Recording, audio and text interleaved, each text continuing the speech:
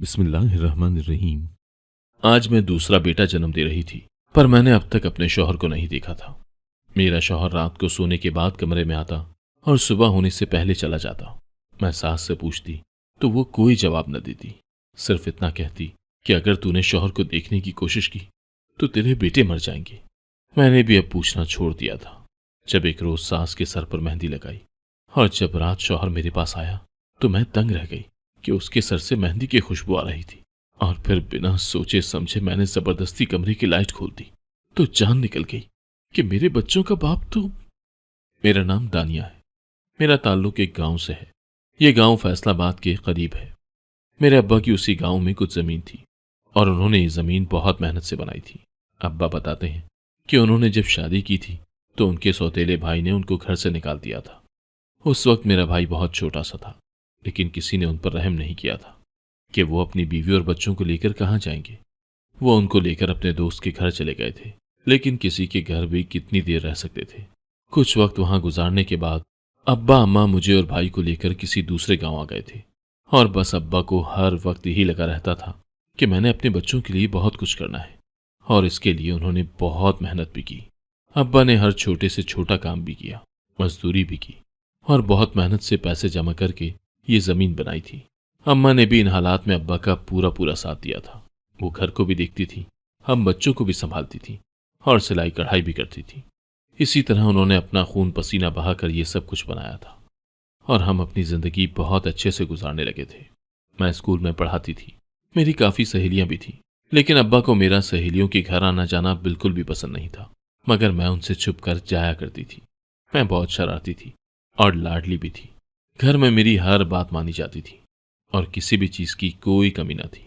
जिंदगी बहुत बेहतरीन तरीके से गुजर रही थी। हम सब बहुत खुश थे। इसी तरह वक्त गुजरता गया। मैं मैट्रिक में चली गई और मैंने खूब दिल लगाकर अपने इम्तिहानों के लिए मेहनत की, क्योंकि अम्मा अब्बा चाहते थे कि हम बहन भाई पढ़ लिख जाएं और इस जाहिल माहौल से निकलकर बहुत अच्छी और बेहतरीन जिंदगी गुजारें। मैंने दिल लगाकर अपने इम्तिहानों की तैयारी की और फिर मेरे इम्तिहान हो गए थे। जैसे ही मैं इम्तिहानों से फारिग हुई तो एक रात हम सब एक साथ बैठे हुए थे कि अचानक अब्बा को दिल की तरफ दर्द होने लगा। उन्होंने अम्मा को बोला कि मुझे दवाई दो। मैं ये सब देखकर परेशान हो गई थी। मैंने पूछा, ये सब क्या है? अब्बा आप शहर चले, आपको डॉक्टर के पास चेकअप करवाती हूँ। इस पर अम्मा ने बोला, ये इनके साथ पहली बार नहीं हुआ है। जब तुम्हारे इम्तिहान हो रहे थे तो उस दौरान इसी तरह एक दिन इनकी अचानक हालत खराब हो गई थी। हम खुद बहुत परेशान हो गए थे और तुम्हारा भाई इनको जल्दी से अस्पताल ले गया था। जब वहां जाकर इनका चेकअप हुआ और टेस्ट हुए तब मालूम हुआ कि इनको बहुत ज्यादा किसी चीज का स्ट्रेस है, जिसकी वजह से इनके दिल पर असर हो रहा है। डॉक्टर ने इनको दवाई दी और कहा कि आप ज्यादा परेशानी मत लें, वरना तबीयत मजीद बिगड़ सकती है। मैं ये सब सुनकर बहुत रोई और कहा, मुझे किसी ने कुछ क्यों नहीं बताया? अगर अब्बा को कुछ हो जाता तो मैं क्या करती? मैं अपने अब्बा से बहुत मोहब्बत करती थी। अम्मा ने कहा, तुम्हें इसलिए नहीं बताया कि तुम्हारे इम्तिहान है और तुम इनकी वजह से पहले ही बहुत ज्यादा परेशान थी। हम तुम्हें मजीद कोई परेशानी नहीं देना चाहते थे। खैर, मैं अब्बा के पास बैठी रही और उनके पांव दबाती रही थी और कहा कि आपको जिस बात की भी परेशानी है आप हमसे शेयर करें, लेकिन खुद को इतनी तकलीफ में मत रखें। अगर आपको कुछ हो गया तो हमारा क्या होगा? हमारा आपके सिवा कोई भी नहीं। अब्बा ने मुझे गले लगाकर तसल्ली दी कि ऐसी कोई बात नहीं है, बस काम की थोड़ी परेशानी है। तुम लोग इतनी फिक्र न करो, सब कुछ ठीक है और मुझे कुछ नहीं होने वाला। इस बात को काफी दिन हो गए थे। हम सब अब्बा का काफी ख्याल रखते थे, लेकिन एक दिन फिर उनकी हालत काफी खराब हो गई और हम उनको अस्पताल लेकर गए। तब डॉक्टर ने बताया कि इनको हार्ट अटैक हुआ है। ये सुनकर मेरे और अम्मा के तो होश उड़ गए थे। अब्बा का इलाज हुआ। हम दुआएं कर रहे थे कि किसी तरह अब्बा ठीक हो जाए। हमारे लिए वो वक्त बहुत ही मुश्किल था। एक दो दिन अब्बा अस्पताल में रहे और फिर हम उनको घर ले आए थे। जब हम उनको घर लाए तो मेरे अब्बा के सौतेले भाई भी उनकी खबर लेने आए थे, जिनको देखकर मुझे बिल्कुल भी अच्छा नहीं लगा और मुझे वो सब याद आने लगा था कि उन्होंने मेरे अब्बा और हमारे साथ क्या सलूक किया था। खैर, मैंने कुछ भी नहीं कहा। उनके जाने के बाद हम अब्बा के पास बैठे हुए थे तो हमने पूछा, आज आप सच सच बता दें कि आखिर क्या वजह है, आपको कौन सी बात है जो तंग कर रही है? तब उन्होंने बताया कि जब से मेरे सौतेले भाइयों को मालूम हुआ है कि मैंने मेहनत करके ये सब दौलत बनाई है, वो लोग तब से मेरी इस तमाम दौलत और जमीनों पर कब्जा करना चाहते हैं और उन्होंने मुझे बहुत बार धमकी भी दी है। कहा है कि अगर मैंने उनकी बात न मानी तो वो मुझे और मेरे घर वालों को मार डालेंगे। बस मुझे अपनी जान की नहीं बल्कि तुम लोगों की परवाह है, तुम लोगों को कोई नुकसान न पहुंचा दे। ये बात करते करते अब्बा के दिल में दर्द उठा और उनकी सांसें खराब होने लगी थी। हम उनको जल्दी से अस्पताल लेकर जा रहे थे, लेकिन उन्होंने रास्ते में ही दम तोड़ दिया था। मैं बहुत परेशान हो गई। ऐसा लगा जैसे किसी ने सर से छत खींच ली हो। हम पर परेशानियों का तूफान टूट पड़ा था। हम घर वापस आए और तदफीन का इंतजाम किया। हम लोग गम से बेहद निढाल थे। मेरे अब्बा के सौतेले भाई भी आए थे। मैंने कभी नहीं देखा था कि कोई इतना भी बेहिस हो सकता है। उन्होंने वहीं अम्मा को बुलाकर कहा कि अब ये सब कुछ हमारा है। अगर तुम लोगों ने यहाँ रहना है तो हमारे मुताबिक रहना होगा। हमें तो कोई होश न थी। हम तो सोग में थे। चंद दिन बाद जब हमें कुछ होश आया और भाई ने सारी चीजें देखना शुरू की, तो वो ये जानकर हैरान रह गया था कि मेरे अब्बा की सारी चीजें उनके सौतेले भाइयों ने अपने नाम करवा ली थी और हर एक एक चीज पर कब्जा कर लिया था। उन्होंने हम दोनों बहन भाइयों को मजीद पढ़ने भी नहीं दिया था और मेरे भाई से मजदूरों वाले काम करवाते थे। हम लोग बस हर वक्त तड़पते थे कि ये सब क्या हो रहा है, कोई इस कदर भी गिर सकता है। एक दिन मेरे सौतेले ताया मेरी अम्मा के पास आए और उन्होंने कहा, हमने सोचा है कि अब तुम्हारी बेटी की उम्र हो गई है तो इसकी शादी कर देते हैं। हमने इसके लिए बेहतरीन रिश्ता ढूंढा है और उनको हामी भी भर दी है। मेरी अम्मा ने कहा, इस तरह कैसे? मुझे और इसके भाई को भी तो रिश्ता दिखाएं। वो लोग क्या करते हैं, कहाँ रहते हैं, हमें कुछ तो बताएं, और फिर अगर हमारी समझ में आएगा तब हम हाँ बोलेंगे। इस पर ताया ने कहा, हमने जो फैसला करना था कर लिया है। हमने तुमसे मशवरा नहीं मांगा, बस इत्तला दी है। हमने शादी की तारीख दे दी है और तुम्हारी बेटी को रुखसत करेंगे। उन्होंने न लड़का दिखाया और न ही उनके बारे में कुछ बताया था। चंद रोज बाद मेरा निकाह था। मैं बहुत रोई, परेशान हुई, लेकिन मैंने सब्र से काम लिया था कि हो सकता है कि इस तरह से मेरी जिंदगी में कुछ सुकून आ जाए। मुझे क्या मालूम था कि मुसीबतों ने हमारे घर का मुंह देख लिया था और एक के बाद एक मुसीबत बस टूटी चली जा रही थी। आखिर वो दिन आ गया था जिसका ख्वाब हर लड़की बचपन से देखती हुई बड़ी होती है, जब मैं रुखसत होकर इस घर से चली गई थी और मेरी जिंदगी का एक नया चैप्टर शुरू हो गया था। निकाह की रात को ही मेरा शौहर कमरे में देर से आया था और फिर हमने कुछ वक्त साथ गुजारा। मैंने कमरे की लाइट ऑन करना चाही तो उन्होंने कहा, लाइट ऑन मत करो, ऐसे ही ठीक है, मुझे नींद आ रही है, मैंने सोना है। मैं जब सुबह उठी तो मैंने देखा कि मेरा शौहर कमरे में नहीं था। मैं बाहर गई तो मेरी सास बैठी हुई थी। मैंने उनसे पूछा कि वो कहाँ गए हैं। तब उन्होंने बताया कि वो काम पर चले गए हैं। मैं बहुत हैरान हुई कि अभी तो हमारी शादी हुई है और वो इस तरह से बताए बगैर मुझे छोड़कर काम पर कैसे चले गए थे। मुझे ये बात बिल्कुल भी अच्छी नहीं लगी थी। मैंने अब तक उनको देखा नहीं था। चंद माह यूं ही गुजर गए थे। एक रात वो घर वापस ही नहीं आए थे। वैसे भी वो तकरीबन रोज घर देर से ही आते थे। मैं काफी ज्यादा परेशान थी। मैंने अपनी सास से पूछा तो उन्होंने बताया कि वो तो काम के सिलसिले में दूसरे मुल्क चला गया है। मैंने कहा, उन्होंने तो मुझे नहीं बताया था। मेरी सास ने कहा, हो सकता है वो भूल गया हो, तुम परेशान बिल्कुल भी ना हो। वो काम के सिलसिले में कंपनी की तरफ से किसी न किसी मुल्क जाता ही रहता है। मैं काफी हैरान हुई क्योंकि मुझे कुछ समझ नहीं आ रहा था कि आखिर ये सब क्या हो रहा था। कुछ दिन बाद जब मैं किचन में खाना पका रही थी तो मुझे काफी घबराहट हुई और मुझे चक्कर भी आए। मुझे लगा हो सकता है कि मुझे कमजोरी हो गई हो। खैर मैं काम करती रही और एकदम मुझे नहीं मालूम कि कब मैं बेहोश हो गई थी। जब मुझे होश आया था तो मैं अस्पताल में थी। मैंने वहां खड़ी डॉक्टर से पूछा कि मुझे क्या हुआ है, तो उसने मुझे बताया कि घबराने की बात नहीं है, आपके यहाँ खुशखबरी है, आप उम्मीद से हैं। मैं ये सुनकर बहुत खुश हुई थी। मेरा दिल था कि मेरा शौहर इस वक्त मेरे पास होता तो मैं उनको खुद ये खबर सुनाती। जब मैंने अपनी सास को बोला कि मेरी बात करवा दे उनसे, तो कहने लगी कि मैंने फोन किया था और उसको खबर सुना दी थी। वो बहुत खुश है, लेकिन वो कह रहा था कि काम में बहुत मसरूफ है, खुद जब फारिग हो जाएगा तो कॉल करेगा। मैंने कहा ठीक है। इसी तरह कितने दिन गुजर गए थे और उनका कोई फोन ना आया था। मैं जब भी अपनी सास को फोन करने के लिए कहती थी तो वो टाल देती थी, ये कहकर कि वो मसरूफ है, वो तुम्हें खुद कॉल करेगा। मुझे मेरे भाई और अम्मा से भी मिलने की इजाजत नहीं थी और इसी तरह फिक्र, परेशानी और इंतजार में 9 माह गुजर गए थे। अचानक एक रात को मुझे अस्पताल लेकर जाना पड़ गया था और मेरे घर प्यारा सा बेटा हुआ था। मैं बहुत खुश थी। उस दिन मेरे शौहर ने मुझे कॉल की थी और मुझसे बात भी की थी। मुझे काफी अच्छा लगा था। मैंने उनको बताया कि अल्लाह ने हमें एक जान सा बेटा दिया है और मैंने उनसे ये भी पूछा था कि उन्होंने वापस कब आना है। उन्होंने कहा कि वो जल्द ही यहाँ से काम खत्म करके वापस आ जाएंगे। मैं घर चली गई थी। मेरी सास मेरा और मेरे बेटे का काफी ख्याल रखती थी। रात को भी अक्सर उसको अपने साथ ही सुला लेती थी ताकि मैं आराम कर सकूं। इसी तरह काफी दिन गुजर गए थे। मैं सारा वक्त अपने बेटे के साथ गुजारती थी और अपने शौहर के फोन और उनके आने का इंतजार करती रहती थी। इसी तरह चंद माह मजीद गुजर गए थे। एक रात मैं अपने कमरे में अपने बेटे के साथ सो रही थी। अचानक मुझे लगा कि कमरे का दरवाजा खुला है, तो मैंने पूछा, कौन है?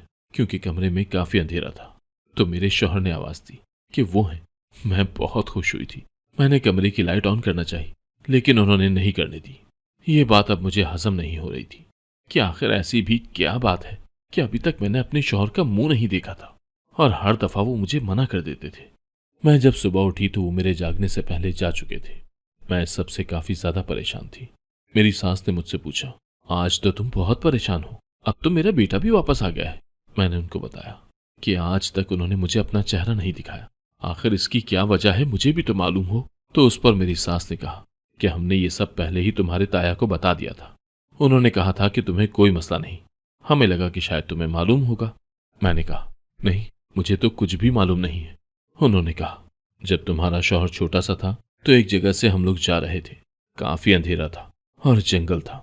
वहां से एक औरत आई और उसने मुझे बोला कि जब तुम इसकी शादी करोगी तो इसका चेहरा इसकी बीवी को मत देखने देना, वरना इसकी मौत हो जाएगी। इसीलिए वो तुम्हें अपना चेहरा नहीं दिखाता। और अब तुम भी आइंदा एहतियात करना, वरना उसकी जान को खतरा हो जाएगा। मैं उनकी बात हैरानी से सुन रही थी। क्या ऐसा भी हो सकता है? मैंने उनको तसल्ली तो दे दी थी कि मैं अब ऐसा कुछ नहीं करूंगी, लेकिन मुझे इस बात पर यकीन नहीं हो रहा था और मुझे लगा कि हो ना हो मामला कुछ और ही है। खैर, अभी कुछ देर गुजरी थी। मेरा पहला बेटा 1 साल का हो गया था और अब मैं फिर से उम्मीद से थी, लेकिन मैं हर वक्त परेशान रहती थी, जिसकी वजह से डॉक्टर ने मुझे आराम करने के लिए बोला हुआ था। इसी तरह वक्त गुजरता गया और मेरे घर दूसरा बेटा हुआ था, पर मैं उस तरह खुश न थी जिस तरह मुझे खुश होना चाहिए था। लेकिन मैं फिर से सब कुछ भूल भाल कर अपने बच्चों में लग गई थी और इस तरह उन्हीं के साथ अपना वक्त गुजारती और उनकी खुशी में खुश होती और पूरा दिन उन्हीं के साथ गुजारती थी। मैंने सोच लिया था कि मैं अब अपने शौहर से कोई सवाल नहीं करूंगी और ना ही उनसे कुछ पूछूंगी, बस अपने बच्चों के साथ ही अपनी जिंदगी गुजारूंगी। एक दिन इसी तरह मैं घर के कामकाज कर रही थी। मैंने खाना बनाया और सोचा कि अपने सर में तेल लगा लेती हूँ। मैंने अपने बालों में तेल लगाया तो मेरी सास भी वहां आ गई थी और मुझे कहने लगी, अगर तुम मसरूफ नहीं हो तो मेरे बालों में क्या तुम मेहंदी लगा दोगी? मैंने कहा, हाँ, मैं लगा देती हूँ। मैं उनके लिए मेहंदी बनाकर लाई और उनके बालों में मेहंदी लगाने लगी। मैंने कहा, आपके बाल तो काफी अजीब से हो रहे हैं। तब उन्होंने कहा, हाँ, अब मैं इनकी ज्यादा केयर नहीं करती, इसीलिए ऐसे हो रहे हैं। खैर, मैंने उनके बालों में मेहंदी लगा दी थी। मैं अपने कामों से फारिग होकर खाना पकाकर अपने कमरे में चली जाती थी। मैं अपने शौहर के लिए खाना रख देती। फिर वो जब भी आते थे तो बर्तन की आवाज से मुझे मालूम हो जाता था कि वो खाना खा रहे हैं। उस दिन जब वो खाना खाकर कमरे में आए और बिस्तर पर मेरे पास आए तो मुझे उनके बालों से मेहंदी की खुशबू आई। मैं तो हैरान रह गई थी। मुझे समझ ही ना आया कि आखिर मैं क्या करूं। तो मैंने फौरन से कमरे की लाइट ऑन कर दी।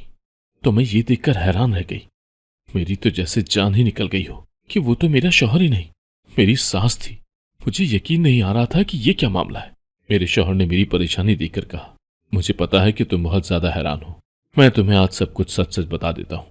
मुझे यकीन है कि तुम मेरी बात को समझोगी। मेरी बात को गौर से सुनना और इसको समझने की कोशिश भी करना। उन्होंने मुझे बताना शुरू किया कि मैं ही दिन में तुम्हारी सास बन जाता हूँ। दरअसल मैं एक नफ्सियाती बीमारी में मुब्तला हूँ जिसका इलाज मैंने कभी नहीं करवाया। अगर लोगों को मेरी इस बीमारी के बारे में कोई खबर हो गई तो मैं माशरे में कहीं मुंह दिखाने के लायक नहीं रहूंगा। मैं बस हैरानी से उनकी बातें सुन रही थी। उन्होंने कहा, इसकी वजह मेरा बचपन है और मैं तब से ऐसा हो गया और सबसे छुपा कर रखा मैंने ये राज मैंने हमेशा सबसे छुपा कर रखा। उन्होंने बताया कि जब मैं छोटा था तो मैं अपने अम्मा अब्बा की वाहिद औलाद था। मेरे अम्मा अब्बा मुझसे बहुत मोहब्बत करते थे। हम एक बहुत खूबसूरत जिंदगी गुजार रहे थे। मेरे अब्बा एक सरकारी मुलाजिम थे। वो कभी रिश्वत नहीं लेते थे और बेईमानी नहीं करते थे। बस उनकी इसी अच्छाई ने उनके साथ बहुत बुरा किया था। चंद लोग थे, उन्होंने मेरे अब्बा से कोई गलत काम करने के लिए कहा और बोला कि वो उन लोगों का वो काम करवा दें। वो मेरे अब्बा को बहुत पैसे भी दे गए थे कि बस वो उनको उस गलत काम की इजाजत दे दें और साइन कर दें। लेकिन मेरे अब्बा ने उनको साफ इनकार कर दिया था। वो अब्बा को धमकाते थे, डराते थे, मगर अब्बा ने साफ मना कर दिया था कि वो कुछ भी नहीं करेंगे और ना ही वो उनकी कोई नाजायज बात मानेंगे। फिर उन्होंने अब्बा पर जोर डालना शुरू कर दिया था। अब्बा ने उनके खिलाफ इंक्वायरी बुला ली थी। जिसको भी इस बात का पता चला तो सब अब्बा को कहते कि आप ये सब ना करें, इतनी ईमानदारी भी अच्छी नहीं होती। आपको ये लोग नुकसान पहुंचाएंगे। लेकिन अब्बा ने कहा, मैं किसी से नहीं डरता, जिसने जो करना है कर ले, लेकिन मैं कोई गलत काम नहीं करूंगा। दरअसल वो लोग बहुत पहुंच वाले थे और ये एक बहुत बड़ा माफिया था जो इसी तरह के 2 नंबर काम करवाते थे। मेरे अब्बा ने उनकी बात मानने से साफ इनकार कर दिया था। एक रात हम अपने घर में थे और खाना खाकर अपने अपने कमरों में सोने के लिए चले गए थे कि अचानक से खिड़की टूटने की आवाज आई। मैंने बाहर निकलकर देखा, मुझे कोई नजर ना आया। फिर अचानक से बहुत से लोग घर में दाखिल हो गए थे और उन्होंने घर के दरवाजे और खिड़कियां तोड़ दी थी। अम्मा अब्बा भी वहां थे। उन्होंने अब्बा को धमकाया कि वो उनका साथ दे, लेकिन अब्बा ने मना कर दिया। इस पर उन्होंने कहा कि अब हम तुम्हें और तुम्हारे घर वालों को नहीं छोड़ेंगे। उन्होंने बेदर्दी के साथ मेरे अब्बा को मारना पीटना शुरू कर दिया। मैंने उनको बचाना चाहा तो उन्होंने मुझे भी पकड़ लिया और मारना शुरू कर दिया। उन्होंने अम्मा को पकड़ लिया और मेरे सामने अम्मा के साथ ज्यादती की। मैं चीखता चिल्लाता रह गया था। मैं होश में नहीं था। उन्होंने मेरे दिमाग पर वार किए थे। उन्होंने मेरे सामने मेरे अम्मा अब्बा को मार डाला था और मैं कुछ भी न कर सका था। मैं अपने अब्बा से मोहब्बत करता था, लेकिन मेरी जान शुरू से मेरी माँ में थी। उनके साथ जो कुछ मेरी आंखों के सामने हुआ था, मैं वो बर्दाश्त न कर सका था। मेरे अम्मा अब्बा की जान चली गई थी, पर मैं बच गया था। मुझे आसपास के लोग अस्पताल लेकर गए थे। मेरा काफी इलाज हुआ। मैं काफी अरसे वहीं रहा। मेरे जहन पर असर हो गया था। तब से अब तक मैं अपनी अम्मा को बहुत याद करता हूँ। इसीलिए मैं दिन होते ही औरत बन जाता हूँ। मैंने ये सब तुम्हें पहले इसलिए नहीं बताया था कि मुझे तुम्हारा साथ अच्छा लगता था और मुझे डर था कि ये सब जानकर कहीं तुम मुझे छोड़कर ही न चली जाओ। लेकिन अब मैं समझ गया हूँ कि मैं अपने साथ तुम्हें क्यों इतनी अजियत दूँ। अगर तुमने चाहा है तो तुम मुझे छोड़कर जा सकती हो। मुझे कोई एतराज नहीं। हर किसी को अपनी जिंदगी जीने का हक होता है। मैं बस खामोशी से उनकी बातें सुनती रही। फिर मैंने कहा, मैं कहीं नहीं जा रही हूँ और मैं खुश हूँ कि आज आपने मुझे ये सब कुछ बता दिया है। अगर आप मुझे पहले ये सब बता देते तो पहले ही हम दोनों इस चीज़ को हैंडल करके इसमें से निकलने के लिए कोई ना कोई रास्ता निकाल लेते। लेकिन कोई बात नहीं, आप बिल्कुल फिक्र न करें। मैं अब भी आपके साथ हूँ और मैं आपका इलाज करवा कर ही रहूंगी। उसके लिए बेशक हमें कहीं भी जाना पड़े, कुछ भी करना पड़े, मैं करके रहूंगी। मैंने रिसर्च शुरू कर दी थी कि दुनिया में इस बीमारी से कैसे डील किया जाता है और इनके साथ किस तरह से पेश आया जाता है। मैंने उनके साथ वैसे वैसे ही करना शुरू कर दिया था जिस तरह से उनको अच्छा लगता था और वो रिलैक्स फील करते थे। साथ साथ मैंने ढूंढा कि इसका सबसे बेहतरीन इलाज कहाँ होता है। मैं वहां अपने शौहर को ले गई और उनका इलाज शुरू हो गया था। अब वो वक्त के साथ साथ काफी बेहतर हो रहे थे। मैं बहुत खुश थी। कुछ माह बाद उनकी हालत में काफी बेहतरी आई थी। वो नॉर्मल रहने लग गए थे। मैंने अल्लाह का शुक्र अदा किया कि उसने इनको ठीक कर दिया है। एक दिन मेरे शौहर मेरे पास आए और मेरा हाथ थाम कर रोने लगे और कहने लगे, अगर तुम मेरा साथ न देती तो ये सब मुमकिन नहीं था। मैं बहुत खुशनसीब हूं कि मुझे तुम जैसी बीवी मिली है। सही कहते हैं कि दुनिया में अच्छी बीवी किसी जन्नत से कम नहीं होती। हम दोनों ने एक साथ शुक्राने के नफिल अदा किए और साथ खुशी खुशी रहने लगे। मेरी जिंदगी में भी गम और दुख की रात खत्म होने के बाद एक खुशी की सुबह आ ही गई थी। अगर आपको आज की कहानी पसंद आई है तो वीडियो को जरूर लाइक कीजिएगा और अपने दोस्तों के साथ भी शेयर कीजिएगा। और हाँ, अगर आपने अभी तक हमारा चैनल सब्सक्राइब नहीं किया तो जरूर सब्सक्राइब करें। मिलते हैं कल एक नई और दिलचस्प कहानी के साथ। अल्लाह हाफिज।